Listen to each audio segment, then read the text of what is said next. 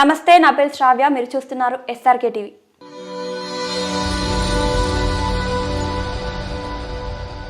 తెలుగుదేశంలో రాజకీయ ప్రస్థానం ప్రారంభించి దశాబ్దాలుగా ప్రజాసేవలో ఉంటూ తెలంగాణ ఉద్యమంలో కీలక పాత్ర పోషించి తెలంగాణ సాధకుల్లో ఒకరిగా నిలిచి ప్రస్తుతం బీజేపీలో క్రియాశీలక పాత్ర పోషిస్తున్న మన డాక్టర్ విజయరామారావు గారు మనతో పాటు ఉన్నారు. నమస్కారం సార్. నమస్తే అమ్మా శ్రావ్య. ఎస్ఆర్కే టీవీ యూట్యూబ్ ఛానల్స్ విజిటర్స్కు, మీ యాజమాన్యానికి క్రిస్మస్ పండుగ సందర్భంగా రాబోయే నూతన సంవత్సర శుభాకాంక్షలమ్మా. సార్, మరి మీరు భవిష్యత్ కార్యాచరణ అలాగే ఇప్పుడున్న పరిస్థితుల గురించి మనం చర్చించుకుందాం సార్. ఇప్పుడు ఓకేమ్మా, రైట్. సార్, మరి మీ పరిచయం, మీరు ఒక డాక్టర్గా ఉన్నారు. మరి రాజకీయాల్లోకి ఎందుకు రావాలనిపించింది? 2 రూపాయలకే వైద్యం ఇచ్చారన్నారు, అది ఎంతవరకు నిజం? మీరు అనుకోకుండా మా ఊరిని సందర్శించారమ్మా. నేను ఈ ఊళ్ళో ఇదే ఇల్లు అప్పుడు ఇదంతా గూన పెంకిల్లు ఉండే. ఈ ఇంట్లో ఇక్కడ నేను 10th వరకు విద్యాభ్యాసం చేసిన. పక్కన వేలేరు జిల్లా పరిషత్ హై స్కూల్, తర్వాత హనుమకొండ జూనియర్ కాలేజ్ నుండి గాంధీ మెడికల్ కాలేజ్ హైదరాబాద్లో ఎంబీబీఎస్ చేసి జీడిమట్ల పారిశ్రామిక ప్రాంతంలో ఎవరైతే గ్రామాల నుండి ఉద్యోగ వేటలో పరిశ్రమలలో పనిచేసే యువకులకు, పేదవాళ్లకు, ఎందుకంటే నాది గ్రామీణ వాతావరణం, పేదల కుటుంబాల నుంచి నేను గుడిసెలకి వెళ్ళిపోయినా అక్కడ పేదలకు వైద్యం చేయాలనే ఒక ఆకాంక్ష ఉండే నాకు.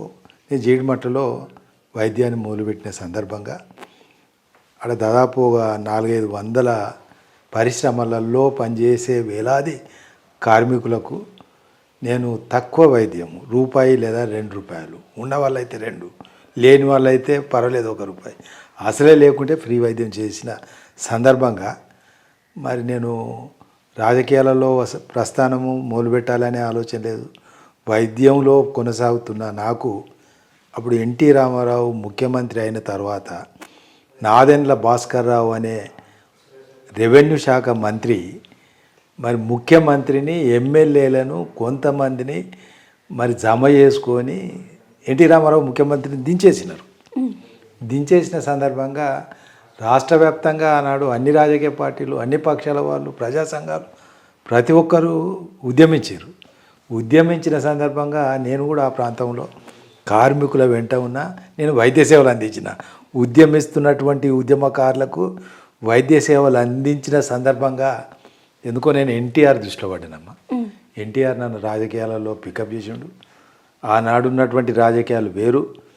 గుర్తొస్తుంది, రాజకీయ పార్టీలలో ప్రవేశించాలంటే ఈరోజు ఓ శాసనసభ అభ్యర్థిత్వం కొరక, పార్లమెంటు కొరక, జిల్లా పరిషత్, జడ్పీ చైర్మనా, ఎంపీటీసా, ఏదైనా ప్రజాప్రాతినిధ్యం పొందాలని మీలాంటి యువకులు, ప్రజలు ఎవరైనా ఉత్సాహవంతులైన వాళ్ళు రాజకీయ పార్టీల నాయకత్వానికి దగ్గరికి వెళ్ళి ఆర్జిస్తే, అడిగితే అంత డబ్బుమయమైపోయింది, వ్యాపారమయమైపోయింది. విచిత్రంగా కనిపిస్తుంది మాలాంటి వాళ్ళకు. ఎన్టీ రామారావు అలా కాకుండా యువకులను, ఉత్సాహవంతులను, ప్రజాసేవ పట్ల కొంత అంకిత భావం ప్రదర్శించగలిగిన యువ రక్తాన్ని ఎన్టీఆర్ రాష్ట్ర వ్యాప్తంగా ఆనాడు ప్రోత్సహించిన సందర్భంగా నిజంగా నన్ను ఎన్టీఆర్ పికప్ చేసిండు. తెలుగుదేశం పార్టీలో పనిచేసిన మొదటిసారే ఆనాడు సిద్దిపేట లోక్సభ అని ఉండే.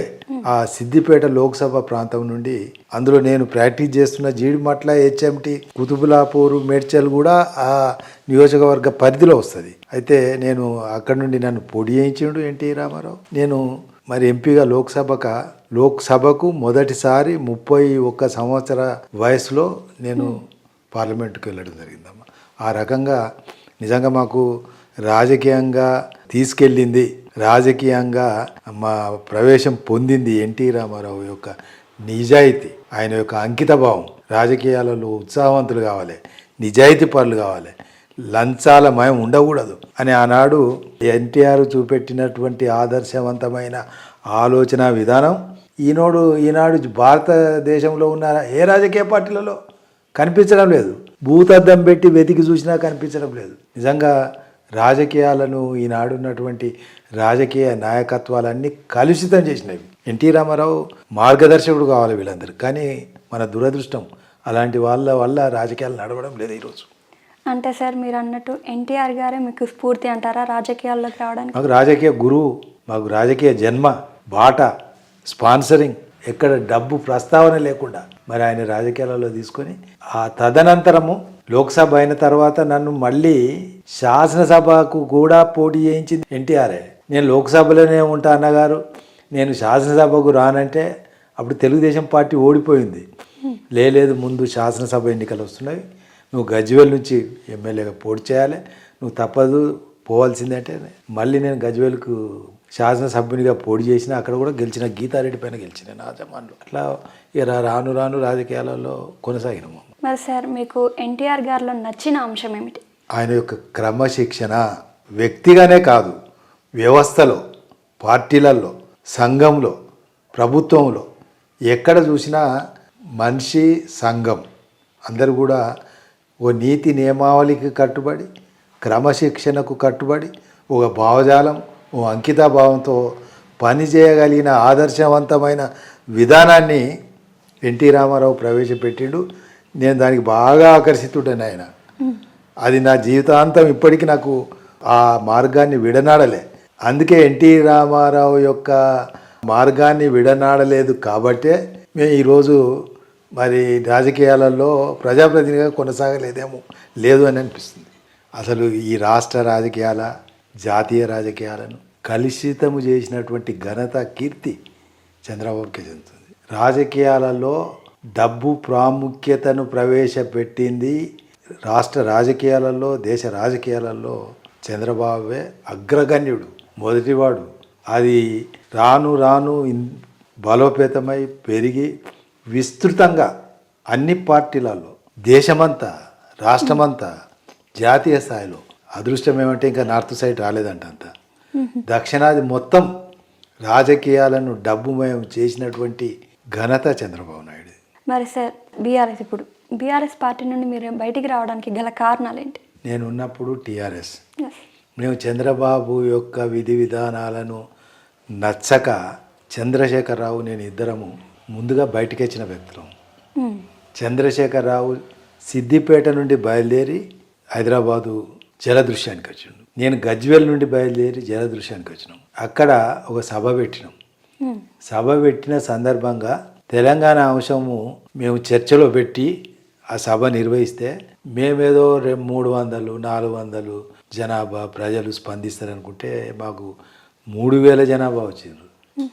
దాన్ని చూసిన తర్వాత మేము అదే స్టేజ్ పైన, అదే సభలో ఒక వ్యక్తి లేచి అడిగిండు, మీరు వట్టిగా మాట్లాడడం కాదు, మీరు ఒక రాజకీయ పార్టీ సంస్థగా రండి మీరు అంటే. అదే సభలో మేము ఒక సంస్థగా రాబోతున్నాం, దీనికి మేము ఏర్పాటు చేయబోయే రాజకీయ పార్టీ సంస్థకు చంద్రశేఖరరావు గారే అధ్యక్షుడు అవుతాడే. నేను ప్రతిపాదించిన తర్వాత నిమ్మ నరసింహారెడ్డి సిద్దిపేట బీజేపీలో పనిచేసిన ఆయన బలపరిచిండు. మేము అందరం కలిసి ఆ రోజు ఒక సంస్థగా చంద్రశేఖరరావు గారు నాయకత్వం వహించాలని తెలంగాణ ఉద్యమాన్ని రెండవ దఫా, ముందు కూడా జరిగిందట 1969లో కూడా తెలంగాణ ఉద్యమం జరిగింది. జరిగి కొంతకాలం అయిన తర్వాత స్తబ్దంగా అయిపోయింది. మళ్ళీ రెండవసారి తెలంగాణ ఉద్యమాన్ని రగిలించిన ఎవరు అంటే చంద్రశేఖరరావు. ఆయనంట టీంలో నేను కూడా ఉన్నా, మేము ముఖ్యులం. తర్వాత కరీంనగర్లో మేము అనుకున్నాం ఏమంటే, మనం ఒక బహిరంగ సభ పెట్టి జిల్లాలలో ప్రజల యొక్క స్పందన ఏంటిదో చూడాలని కరీంనగర్లో సభ పెట్టినాం. వేసవికాలం మే మాసం 17, 18 తారీఖు కరీంనగర్లో సభ పెడితే మాకాడ అనుకున్న దానికంటే లక్షల మంది స్పందన. తదనంతరం హైదరాబాద్ వచ్చి టీఆర్ఎస్ పార్టీగా నామకరణం చేసి పార్టీగా మరి అన్ని జిల్లాలలో ఆర్గనైజేషన్ విస్తరించాలని ఆ దిశలో అందరం కలిసి పనిచేసినాం. నేనే కాకుండా నాతో ఇంకా చాలామంది పనిచేసిన వాళ్ళు ఉన్నారు. ఈనాడు ఎవరు లేరు వాళ్ళతోటి. ప్రారంభం సందర్భంగా పనిచేసిన నాయకులలో ఒక్క మధుసూదనాచారి లాంటి వాళ్ళు కనిపిస్తున్నారు తప్ప ఏ ఒక్కరు లేరు. మరి తెలంగాణ ఉద్యమంలో మీ అందరిది, చాలా మందిది మీరు అన్నట్టుగా చాలా మంది కీలక పాత్ర ఉంది. అందరినీ ఇప్పుడు ఎందుకు అంత దూరంగా పెట్టారు కేసీఆర్? అంటే మేము తెలంగాణ ఉద్యమకారులము, తీవ్రంగా ఆయనకు సమానంగా ఉద్యమించిన వాళ్ళం. ఒకవేళ మేము కేసీఆర్ ఎంట ఉంటే మేము భాగస్వాములం అవుతాం కదా. నేను కూడా నీ దాంట్లో భాగస్వామిని. అంటే నాకు ఆ వాటా అంటే నాకు మంచి పదవులు, నా పక్షాన వారు వచ్చిరు వారికి అని అంట కదా. అందుకే వీళ్ళందరినీ విడిపించుకొని పక్కకు గెంటేసి కొత్త వాళ్ళను, యువకులను రాజకీయాలలో ప్రవేశపెట్టి ఎమ్మెల్యేలు చేస్తే వాళ్ళు అన్న అని ఇట్లా వంగి దండం పెట్టేటోళ్ళు ఉంటారు. మేము అది చేయలేము కదా. అందుకే పాత తరము ఉద్యమకారులనందరినీ ఆయన గెంటేసిండు.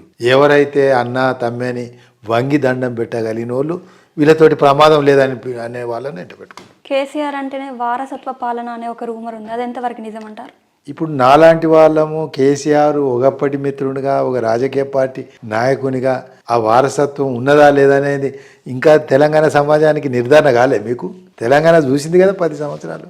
కొడుకు ఏం చేసిండు, బిడ్డ ఏం చేసింది, అయ్యి ఏం చేసిండు. అంతకుముందు టెలిఫోన్ బిల్లుగా కట్ అయి ఉండేది. కొత్త కారు కొనుక్కుంటే కారు కిస్తీ కట్టలే, కారు ఇన్స్టాల్మెంట్లు మేము కట్టినాము కొన్ని రోజులు.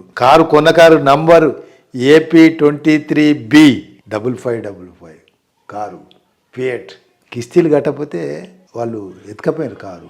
అలాంటి కేసీఆర్ ఇప్పుడు ఇవన్నీ ఎక్కడి నుంచి వచ్చినాయమ్మా? మేము ఉద్యమం ముందు డాక్టర్గా అప్పుడే ఉంది నాకు కారు, అంబాసిడర్ కారు. ఉద్యమం తర్వాత కూడా హాస్పిటల్ రన్ చేసుకున్నా. నా పిల్లలు అందరూ నీ వయసున్న 2 బిడ్డలు, వాళ్ళ వయసున్న కొడుకు అందరు పోస్ట్ గ్రాడ్యుయేట్స్. నాకు అందరు స్పెషాలిటీ. నా కొడుకు న్యూరో ఫిజిషియన్, ఓ బిడ్డ గైనకాలజిస్ట్, ఇంకో బిడ్డ సైకియాట్రిస్ట్. నేను డబ్బు సంపాదించలే, పిల్లల చదువు సంపాదించుకున్నాను.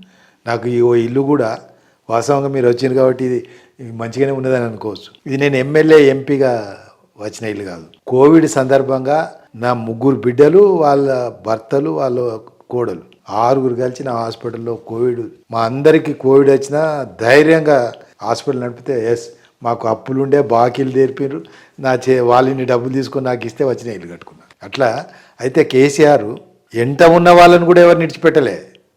మేము కూడా డబ్బు పెట్టినాం పెట్టాకాడ. మా దగ్గర నుంచి కూడా డబ్బు లాక్కున్నాడు. అందరినీ దోపిడీ చేసిండు, మోసం చేసిండు, దగా చేసింది కేసీఆర్ ఒక్కడే కాదు. ఆ ట్రైనింగ్ కొడుకు బిడ్డకి ఇచ్చిండు. అందుకే కుటుంబం అంతా చేసింది. ఇప్పుడు తెలంగాణ సమాజానికి ఇప్పుడిప్పుడు కళ్ళు తెరిచి చూస్తున్నారు.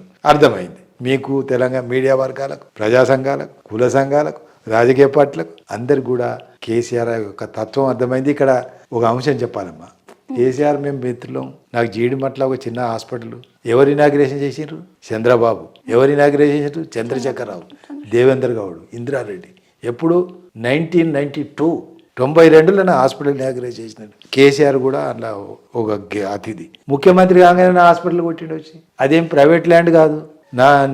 నేను ఎక్కడి నుంచి తీసుకున్న ల్యాండ్ అంటే ప్రభుత్వం APIIC ఇండస్ట్రియల్ ఇన్ఫ్రాస్ట్రక్చర్ కార్పొరేషన్. మీరు రాంపూర్లో షెడ్యూల్ చూస్తారు, గవర్నమెంట్ ఇది. గందులో నాకు ప్లాట్ ఇస్తే నేను హాస్పిటల్ కట్టుకున్నా.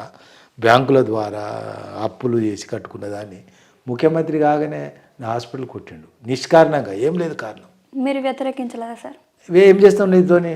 ఓ 50 మంది మున్సిపల్ కార్పొరేషన్ సిబ్బంది, ఓ 5-6 ACBలు, పోలీసులు పెట్టుకొని చూస్తుంటేనే కళ్ళ ముందు కొట్టిపోయారు. ఇది చరిత్ర కేసీఆర్ది. మరి నేను ఆయనకు వ్యతిరేకంగా ఎప్పుడు మాట్లాడలే. నా హాస్పిటల్ కొట్టిన తర్వాత కూడా 1 year 1.5 year మాట్లాడలే. తర్వాత మాట్లాడినా. ఇదే మీలాంటి వాళ్ళు వచ్చి అడిగితే ఈ చరిత్ర చెప్తే మొత్తం వైరల్ అయిపోయింది తెలంగాణ. ఈరోజు నేను ఏ జిల్లాకు పోయి ఏ ఊళ్ళోకి పోయినా ఒక్కడో 2 పిల్లలు సార్ మీ వీడియోలు చూసినాం సార్, కేసీఆర్ మీద మీరు బాగా చెప్పారు సార్ అనేటువంటిది తెలంగాణ వ్యాప్తంగా ఈ కాంగ్రెస్ పార్టీ నాయకుల కంటే ముందు, ప్రజా సంఘాల కంటే ముందు కేసీఆర్ను ఎండగట్టిన, ఉతికి ఆరేసిన తర్వాత ప్రజా సంఘాల వాళ్ళు, రాజకీయ పార్టీలు ఇక నడిచింది.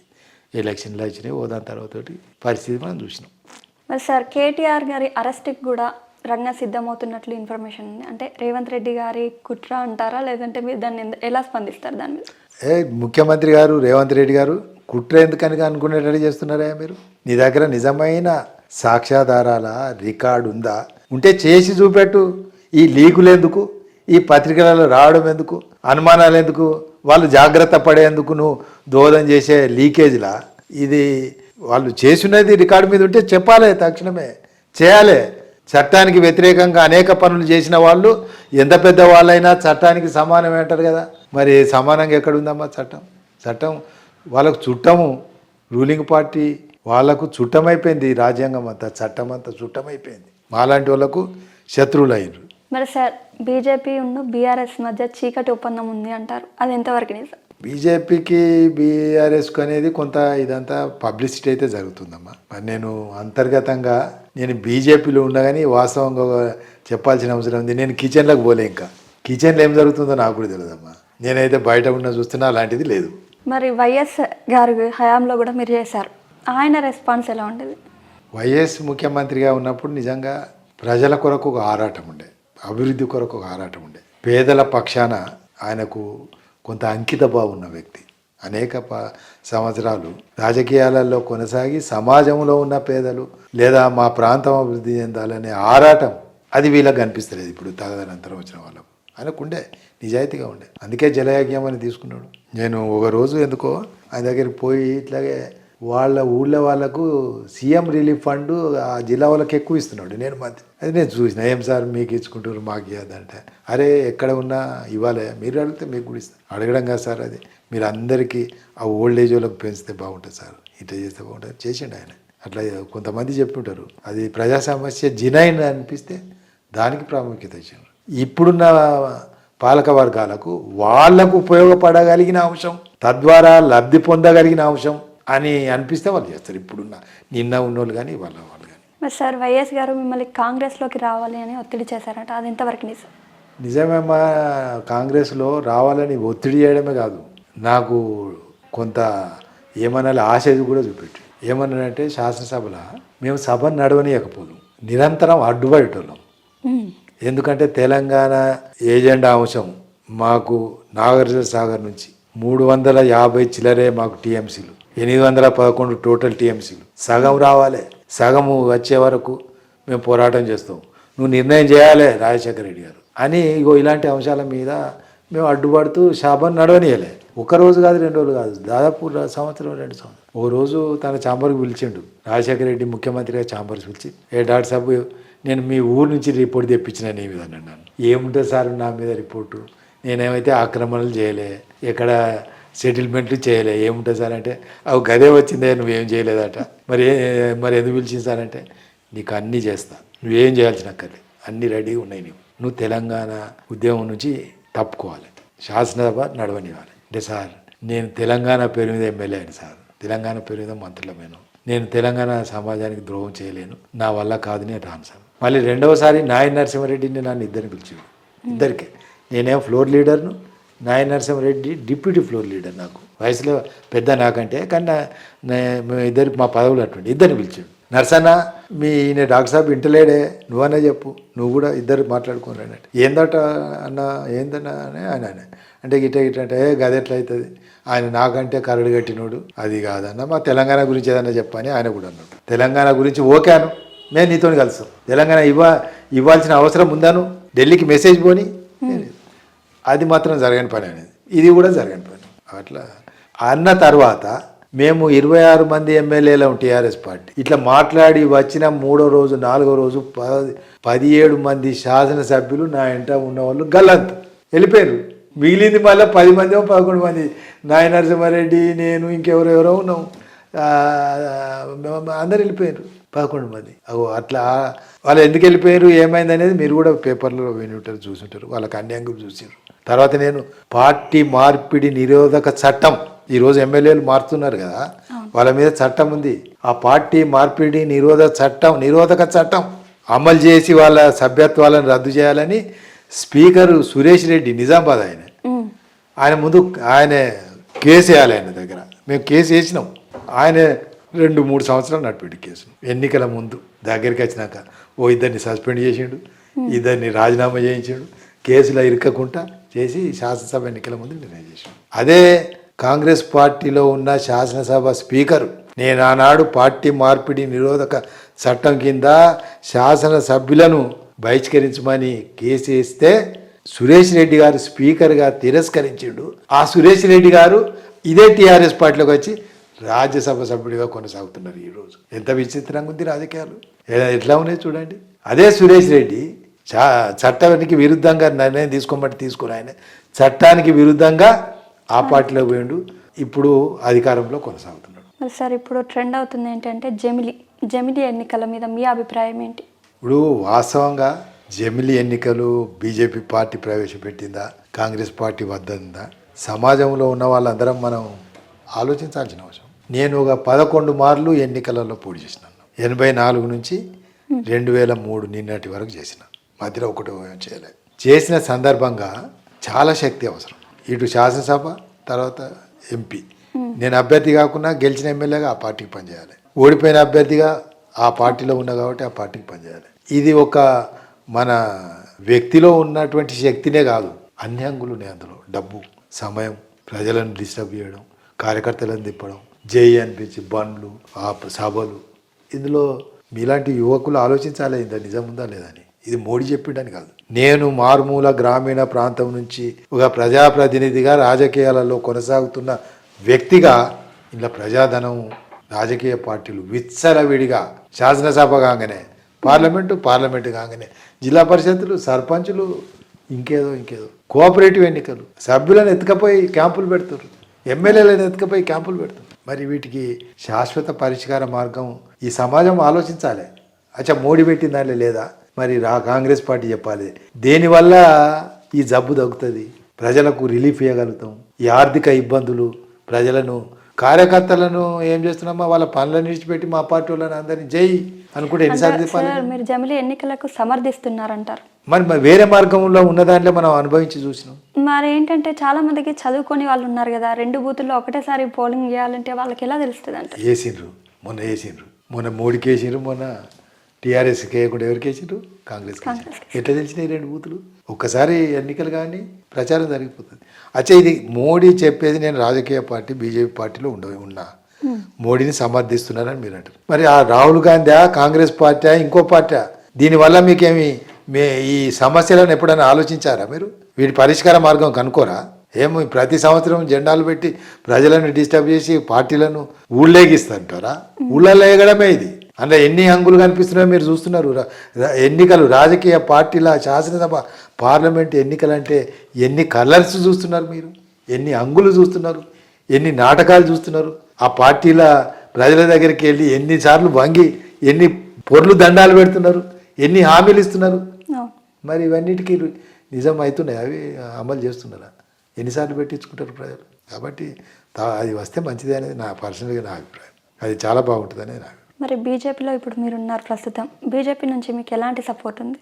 నేను రాష్ట్ర ఉపాధ్యక్షుని, బీజేపీ పార్టీకి రాష్ట్ర ఉపాధ్యక్షుని. నాకు పార్టీలో నేను మాజీ మంత్రిని, మాజీ ఎంపీని, ఉపాధ్యక్షుని. పర్వాలేదు, నేను పార్టీ ప్రోగ్రాం లేదని ఉంటే పోతాము, జిల్లాలో ఏదైనా ప్రోగ్రాంలు ఉంటే పోతాం. నేను ఇవాళ వచ్చిన ఈ మండలంలో మా మండల నాయకులందరూ వస్తే పొద్దున వాళ్ళతోటి మెంబర్షిప్ ఎంత అయింది ఏంటిదని అడిగినా, రివ్యూ చేసుకున్నాం. నిన్న వస్తూ ధర్మసార అని మండలం, మీరు వస్తున్నారా, ఆడ కూడా కొంత చేసుకుంటూ వచ్చిన. ఇట్లా పార్టీ పని చేస్తాం. నేను చాలా రోజులు రాజకీయ పార్టీలలో ఉన్న అనేక పదవులు చూసిన. ఓకే, ప్రజాక్షేత్రంలో ఏదో పని చేసుకుంటూ ఉండొచ్చు. మరి తెలంగాణలో బీజేపీ వస్తుందంటారా వచ్చే ఎన్నికలలో? బీజేపీ పార్టీకి వచ్చే అవకాశాలు ఎవరిస్తారు? ఇప్పుడు రేవంత్ రెడ్డిని కాంగ్రెస్ పార్టీ గెలిపించలే, రేవంత్ రెడ్డిని కాంగ్రెస్ పార్టీ కార్యకర్తలు గెలిపించలే. అట్లాగే ఆంధ్రలో చంద్రబాబును ఆయన పార్టీ గెలిపించలే. ఎవరు? ఆ ఓడిపోయిన ముఖ్యమంత్రి జగనే చంద్రబాబును గెలిపించాడు. జగను చీత్కరించబడేటట్టు ఆయన ప్రవర్తించాడు, అది చంద్రబాబును గెలిపించింది. అట్లాగే కేసీఆర్ను కూడా చీత్కరించుకునే దశగా వచ్చాడు. ఎవరు బాగుంటారంటే ఆయన బాగుంటాడేమో వేద్దామని వేసాడు. అట్లాగే రేపు కాంగ్రెస్ పార్టీ మీద అదే పరిస్థితి వస్తుంది. బీజేపీ కనిపిస్తే బీజేపీ అవకాశంలోకి వచ్చేందుకు నిజంగా పార్టీ సన్నద్ధమవుతుంది. యంత్రాంగాన్ని తయారు చేసుకుంటున్నారు, పార్టీని బలోపేతం చేసుకుంటుంది. జాతీయ పార్టీ కాబట్టి అవకాశాలు మెండుగా ఉంటాయి. బీజేపీలో కూడా ఒక రూమర్ ఉంది సార్, ఏంటి అంటే ఆర్ఎస్ఎస్ వాళ్ళకే ఎక్కువ ప్రాధాన్యం ఉంటుంది, ఎక్కువ బలం ఉంటుందని. అదే ఎంతవరకు నిజం అంటారు? నిజమే. ఇప్పుడు ఆర్ఎస్ఎస్ అదే సంస్థ వాళ్ళు ఏమేవో క్రమశిక్షణ, ఓ జాతీయ దృక్పథం, ఓ మంచి ప్రవర్తన ఉండాలని చెప్పే సంస్థగా నా యొక్క అవగాహన. అయితే వాళ్ళు రాజకీయ పార్టీ బీజేపీని మొదటి నుంచి కూడా సఖ్యత ఉంది, సయోధ్య ఉంది వాళ్ళకు, కాబట్టి అది కొనసాగుతుంది. కానీ ఆర్ఎస్ఎస్ తోటే మొత్తము ఆ పార్టీకి బీజేపీకి బలం వచ్చిందంటే మొన్న తెలంగాణలో ఎందుకు ఓడిపోయింది? ఆర్ఎస్ఎస్ అంతా చేయగలిగితే అధికారంలో ఎందుకు రాలే? అధికారంలోకి రావాలంటే పార్టీ నాయకత్వం, పార్టీ యొక్క విధి విధానాలు, నాయకులలో ఉన్నటువంటి నిజాయితీ, నిబద్ధత, క్రమశిక్షణ ప్రస్ఫుటంగా ప్రజానీకానికి కనిపిస్తే నీ ఎంట వస్తారు. మరి ఆర్ఎస్ఎస్ ఉంటేనే నేను అధికారంకి వస్తా లేకుంటే లేదంటే అది అందులో వాస్తవం లేదని నేను అనుకుంటాను. సార్ మరి బండి సంజయ్ గారి మీద మీ అభిప్రాయం ఏంటి? బండి సంజయ్ ఉత్సాహవంతుడు, శక్తివంతుడు, ఆయనకు సామాజిక అవగాహన ఉంది, పార్టీ పట్ల అంకితభావము, ఒక సంస్థ పట్ల అంకితభావం అన్నీ ఉన్న యువనేత. అలాంటి వాళ్లకు అవకాశం వస్తే సమాజాన్ని కొంత మార్చగలిగిన శక్తి యుక్తి నేను చూడగలిగిన ఆయన ఆ బండి సంజయ్ నాయకత్వంలో, వ్యక్తిత్వంలో. ఇప్పుడు నాకు ఎవరు కనిపించలేట్లేదమ్మా. సార్ కవితక్క లిక్కర్ రాని, దీని మీద మీ కామెంట్ ఏంటి? మీరు ఇచ్చిండ్రు టైటిల్, అందరు ఇచ్చిండ్రు, మీరు ఆమె లిక్కర్ దందా చేసింది, టైటిల్ ఇచ్చిండ్రు, నిజమే. ఆమె కాదని నిరూపించుకోవడానికి మళ్ళీ నానా తంటాలు పడుతుంది. అయ్య పోయి ఢిల్లీలో పైరు చేసిండు, అన్న తమ్ముడు పోయి పైరు చేసిండ్రు, ఏదో బెయిల్ మీద తెచ్చుకున్నారు. అది నిజ నిర్ధారణ చేసుకోగలుగుతావా? సంబంధం లేదని. ఎందుకమ్మా నువ్వు లిక్కర్ దందాలు ఎట్లా పోతావు? నువ్వు ఎక్కడి నుండి వచ్చినావు? నిజంగానే ప్రజాక్షేత్రంలో వస్తే నిజాయితీగా పనిచేసి ప్రజలను వెంట తెచ్చుకో. నీకు వాళ్ళందరూ నిన్ను సానుభూతి పనులుగా వచ్చినట్టు పని చేయి. అంటే లిక్కర్ దందా వల్ల కోట్లాది రూపాయలు సంపాదించి అయ్యకో అన్నకో ఇచ్చి ఎన్నికలలో డిస్ట్రిబ్యూట్ చేసి ఓట్లు దండుకొని అధికారం హస్తగతం చేసుకునేందుకు కాదా లిక్కర్ దందా? మరి ఏమంటారో మీరే చెప్పాలి. లిక్కర్ దందా చేయొచ్చు, లిక్కర్ దందానే చేయి. రాజకీయాలు ఎందుకుంటావు? మరి చేయి, బిజినెస్ చేసేవాళ్ళు కూడా చేసుకుంటారు. మరి కాళేశ్వరం పైన మీ అభిప్రాయం చెప్పండి సార్. కాళేశ్వరం ప్రాజెక్టు నిజంగా చంద్రశేఖరరావు గారు ముఖ్యమంత్రిగా తెలంగాణ ప్రాంతానికి జల వనరులన్నీ కృష్ణా గోదావరి నదులలో లభ్యమయ్యే తెలంగాణ నీటి వాటా ఎంత మన ఉద్యమ ఎజెండా అంశం. తెలంగాణ ఉద్యమ ఎజెండా కేసీఆర్ గొంతు ముందు, అందరికంటే ముందు చెప్పినావు కదా. మరి తెలంగాణకు కృష్ణా గోదావరి నది జలాలు రావాలే కదా. ఈడొక అంశం మీ ముందు పెడతా నేను. వరద కాలువ, మీరు వినుంటారో లేదో. వరద కాలువ శ్రీరామ్ సాగర్ ప్రాజెక్టు నిండిన తర్వాత నీళ్ళు ఎక్కువ వస్తే వరద రూపంగా మళ్ళీ గోదావరిలో కలిసే నీటిని తరలించేందుకు వరద కాలువ 1972 నుంచి అడుగుతున్నారు ఈ ప్రాంత ప్రజలు. నేను విద్యార్థిగా విన్నా. అయితే వరద కాలువకు ఇందిరాగాంధీ కూడా ఇస్తే బాగుంటుందని ఇప్పుడు వచ్చి చెప్పిందట. ఇక్కడ మేము ఎమ్మెల్యేలుగా ఉన్నప్పుడు రాలే. టీఆర్ఎస్ ఎమ్మెల్యే అయిన తర్వాత నేను రాజశేఖర రెడ్డి దగ్గరికి మొదటిసారి ముఖ్యమంత్రిని చూసేందుకు ఒక శాసనసభ్యునిగా వెళ్ళగే ముందు కాగితం రాసుకుని పోయినా. సార్ మాకు వరద కాలువ శాంక్షన్. అరే రాకడే మొదటిసారి కాగితం తెచ్చిన ఏందయ్యా అన్నాను నన్ను. సార్ ఇది అత్యంత ప్రాధాన్యం, ఎందుకంటే మా ఊళ్ళో ఈడ నేను గూడేసిన మా పొలానికి. గూడు అంటే మీకు తెలియదు, నీళ్ళు ఎత్తిపోస్తారు ఇట్లా. ఈ ఆతం పోసినాం, మీరు వెళ్ళి చూసేటట్లేదు. ఎలక్ట్రిసిటీ లేదు, బావులు లేవు, చెరువుల కింద వ్యవసాయం చేసినాం. వరద కాలువ వస్తే మా చెరువుల నిండా నీళ్లుంటాయి అని అడిగితే జలయజ్ఞంలో రాజశేఖర రెడ్డి వరద కాలువ ఇచ్చిండు. 19,000 కోట్ల రూపాయలు ఖర్చు పెట్టి కాలువ ఇగో ఈ 1,000 రూపాయల దాకా వచ్చింది. మధ్యంతరంగా ఓ జలాశయం కట్టాలి తోటపల్లి దగ్గర. 19,000 కోట్ల రూపాయలు ఖర్చు పెట్టిన వరద కాలువ తెలంగాణ ముఖ్యమంత్రి అయితే అది ప్రాముఖ్యత కలిగిన అంశమా కాదా? అంటే కాలువలో తవ్వాల్సిన వాళ్ళు తవ్విండ్రు, ఖర్చు అయ్యేది అయింది, కమిషన్ వెళ్ళేకాడికి వెళ్ళాయి. 10 సంవత్సరాలు వరద కాలువలో మట్టి ఎత్తిపోయలే, ఇక్కడికి వచ్చి ఆగినది వరద కాలువ. అంటే నీవు నిజంగానే తెలంగాణ రైతాంగం, తెలంగాణ వ్యవసాయం నువ్వు నిజంగా అత్యంత భక్తి శ్రద్ధలతో కాళేశ్వరం కడితే కాళేశ్వరానికి 1,00,000 కోట్లు పెట్టినావు కదా. నాకు ఇక్కడ 300-100 కోట్లు పెడితే అయిపోయింది. అది చేయలేను. అంటే కాళేశ్వరం మీద నీకు ఎంత భక్తి ఎందుకు? నా వరద కాలువ పట్టించుకోకపోవడానికి ఇంత తేడా ఏంటిది? కారణం ఏంటిది? కమిషనా? మీకు రాపడి వచ్చేది వస్తుందా? అందుకే చంద్రశేఖరరావు గారికి నిజంగా ప్రాజెక్టుల పైన భక్త్యా, అందులో ఉండేటువంటి నిగూఢంగా కనిపించని లాభార్జితం కొరక, దేని కొరకు పరితపించినావు? కేసీఆర్, హరీష్ రావు గారు, కేటీఆర్ గారు వరద కాలువ ఇంకా కాలే. ఇప్పుడు కూడా మొన్న ఈ మధ్య నేను పేపర్లో చూసినా ఏదో 300-200 కోట్లు 250 కోట్లు ఇస్తున్నట్టు ప్రభుత్వం ప్రకటించింది. అది కంప్లీట్ చేస్తే దానికి ఎత్తిపోతలు అక్కర్లే, కాలువ తవ్వి ఉన్నది, మధ్యలో ఒక తోటపల్లి జలాశయం పూర్తి చేయాలి, తర్వాత కాలువల చిన్న చిన్న గుండ్లు ఆ కాంట్రాక్టర్ మట్టి తోడిండు, గుండ్లు రాయి ఉన్న కాడ తీయలే. అది చేస్తే ఆ పోచంపాడు నుండి రఘునాథపల్లి లేదా వరదన్నపేట, వరంగల్ సగం జిల్లాకు వరద జిల్లాతోటి చెర్లనన్ని ఎత్తిపోతల కరెంటు బిల్లు లేకుండా నిండగలిగిన ప్రాజెక్టు తీసుకోలేదంటే కేసీఆర్కు ప్రాధాన్యత కలిగిన అంశం ఏంటిది? 1,00,00,000 కోట్లు ఖర్చు పెట్టేదే ఆయన ప్రాధాన్యత, పూర్తి చేసేది కాదు. అది నా అభిప్రాయం. రైతు బంధు మీద మీ అభిప్రాయం ఏంటి సార్? నిజంగా ఇది రైతులకే వర్తిస్తుందంటారా? అయితే తిండి పెట్టగలిగిన, తిండి గింజలు పండించగలిగిన అసలైన సిసలైన రైతుకు ఇవ్వాలి అది. కానీ చంద్రశేఖరరావు గారి హయాంలో రైతుల పేరు మీద, రైతు బంధు పేరు మీద అసలైన సిసలైన రైతులను ముందు పెట్టి తన వర్గీయులకు, భూస్వామ్య వర్గీయులకు 100 ఎకరాలు ఉన్న వాళ్ళందరికీ లక్షల కోట్ల రూపాయలు పంపిణీ చేసిండు. రాష్ట్ర ఖజానాను తరలించి దాని వెనుక ఉన్న ఆంతర్యం ఏమంటే భూస్వామ్య వర్గాలు ఎవరో ఏదైనా కానీ కులం వాళ్ళందరూ కేసీఆర్కు అండగా ఎన్నికలలో, ఇప్పుడు మాది వేలేరు మండలం, ఈడ ఒక 50 ఎకరాలు 100 ఎకరాల భూస్వామి ఉన్నాడు లేడు, ఇక్కడ ఉన్నాడు అనుకుందాం. ఆయనకు రైతు బంధు ఇచ్చినప్పుడు ఆయన ఏ పార్టీకి మద్దతు చేస్తాడు? ఆయన వల్ల ఊరును ప్రభావితం చేయగలిగిన వ్యక్తి, 10 మందిని కూడగట్టగలిగినటువంటి భూస్వామ్య వర్గాలను వెంట పెట్టుకునేందుకు ఓట్ల దందా, పదవి ఆకాంక్ష, రాష్ట్ర ఖజానా దోపిడి, పేదవాళ్లకు మోసం చేసినటువంటి ఈ రైతు బంధు స్కీము అసలైన వాళ్ళకు కాకుండా దొంగలకు రాష్ట్ర ఖజానాలను పంపిణీ చేసినటువంటి కేసీఆర్ మోసం చేసిండు, దగా చేసిండు. చాలా అంశాలు ఉన్నాయమ్మా ఇట్లా, మీరు ఏది కదిలించినా ఉన్నాయి అట్లనే. మరి ఇప్పుడు మీకు బీజేపీలో కంఫర్ట్గా ఉంది సార్, మరి ఈ పార్టీలోనే ఉంటారా? తర్వాత మళ్ళీ వేరే పార్టీ వెళ్తే అవకాశం ఉందా?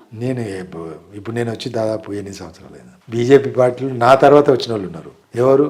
వివేక్ వెంకటస్వామి, రవీంద్ర నాయక్, విజయశాంతి, నా తర్వాత వచ్చిన వాళ్ళే అందరు పోయినరు. ఆయన మహబూబ్నగర్ ఎంపీ ఉండదు, జితేందర్ రెడ్డి, చాలామంది పోయినరు. నేనైతే అట్లాంటి ఆలోచన లేదు, నేను పోను. నాకు ఆయన మోర్ కంఫర్టబుల్. సార్ నేను కొందరు పేర్లు అడుగుతా, 1 లైన్లో వాళ్ళ గురించి చెప్పండి సార్. మోదీ గారు, దేశాన్ని అభివృద్ధి చేయాలనే ఆకాంక్ష ఉన్న వ్యక్తి. కేసీఆర్ గారు, కేసీఆర్ అభివృద్ధి పేరిట సొంత లాభం ఎంత వస్తుందని ఆలోచించే వ్యక్తి. ఎన్టీఆర్ గారు, ఎన్టీఆర్ నీతిగా నిజాయితీగా ప్రభుత్వ ధనం ప్రజా సమస్యలను పరిష్కరించేందుకే, ప్రభుత్వం అనేది ప్రజల కొరకు పనిచేయాల్సిన సంస్థగా భావించిన వ్యక్తి. చంద్రబాబు నాయుడు గారు, చంద్రబాబు నాయుడు వీలైనంత వరకు ప్రజా ధనాగారాన్ని కొల్లగొడుతూ ప్రజలకు పంచుతూ ఓటు బ్యాంకును కాపాడుకొని అధికారంలో కొనసాగాలనే ఆలోచన ఉన్న వ్యక్తి. కేటీఆర్ కొత్తగా వచ్చిండు, ఆగుతలేడు, అధికారం రుచి చూసిండు. కాబట్టి మళ్ళీ రేపు ఎట్లా అధికారంలోకి రావాలి, అది తిమ్మిని బమ్మిని చేసి అయినా అధికారం ఎట్లా పొందాలని ఎదురు చూస్తున్నటువంటి వ్యక్తి. కవిత కూడా తను రాజకీయ పార్టీలలో ఉన్న నాయకులలో అత్యంత బలోపేతమైన శక్తివంతమైన నాయకురాలుగా కొనసాగాలని ఆకాంక్ష ఉన్న నాయకురాలు. వైఎస్ రాజశేఖర రెడ్డి గారు, రాజశేఖర రెడ్డి ఆయన చిరస్మరణీయుడు, ప్రజల పట్ల అంకితభావంతో పనిచేసిండు, ప్రజా సమస్యలు పరిష్కరించేందుకే కాంగ్రెస్ పార్టీ పనిచేయాలని చూసిన వ్యక్తిగా నిజంగా ప్రజల మన్ననలను చూరగొన్నటువంటి వ్యక్తి. వైఎస్ జగన్ కూడా చిలిపి చేష్టల ద్వారా తనకున్న అధికారాన్ని కోల్పోయిన వ్యక్తి. ఇప్పుడు ట్రెండింగ్ పవన్ కళ్యాణ్ గారు ఆయన పూర్తి స్థాయి అధికారం లేదు కదా, ఆయనే చంద్రబాబు మంత్రివర్గంలో ఉన్నాడు. చూడాలి మరి ఈ దురాఘాతాలను అరికట్టడంలో సినిమాలలో చూపెట్టిన పాత్రలాగా వ్యవహరిస్తాడా లేకుంటే విలన్లాగా ప్రవర్తిస్తాడా అనేది కాలం నిర్ణయించాలి. మరి ఇంకా మీకంటూ ఏమైనా ఆలోచనలు ఉన్నాయా సార్, ముందు భవిష్యత్తులో ఏమైనా చేయాలనేసి?